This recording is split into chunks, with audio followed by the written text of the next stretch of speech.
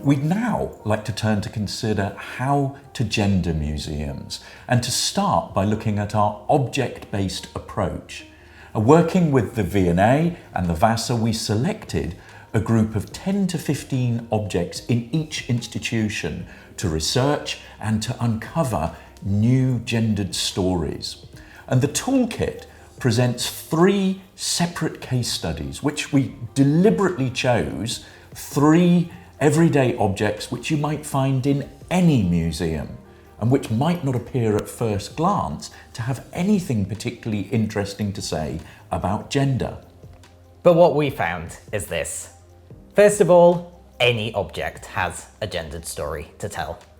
Now, some objects like clothing or paintings of people might initially appear to be more relevant to gender than others, but we discovered that actually, no matter what object we researched, something interesting came to light, whether that was about its material or its manufacture or its use. And as well as the case studies that we're going to talk about here, the objects that we researched at the V&A and the VASA included cannonballs, dishes, a board game, an embroidered panel, a theatrical mask, and a portrait of a mapmaker. And every single one of them turned out to have interesting things to say about the history of gender.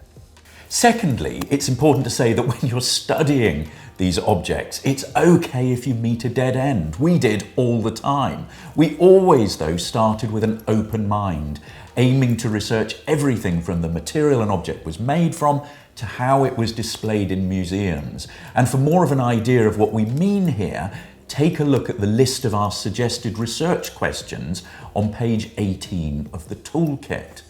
Inevitably, some of our lines of inquiry were more fruitful than others. And as you'll see, as you read through the case studies, we've made sure very carefully and very honestly to note whenever we gave up on finding an interesting answer to a particular question. And thirdly, it's important to think beyond the specific object.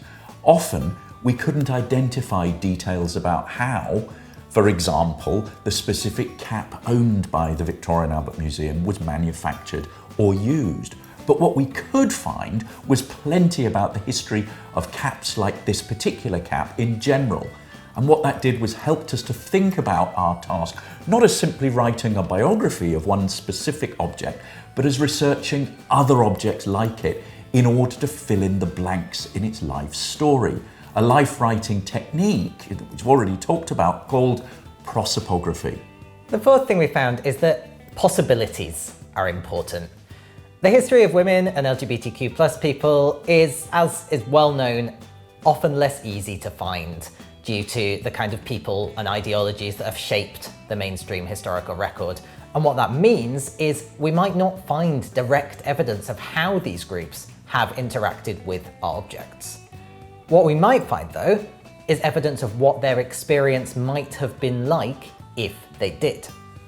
Now, because cisgender heterosexual men are still seen as the default person in many contemporary societies, more diverse gendered possibilities might not naturally occur to visitors in museums. And so it is really important that we spell out those more diverse possibilities explicitly.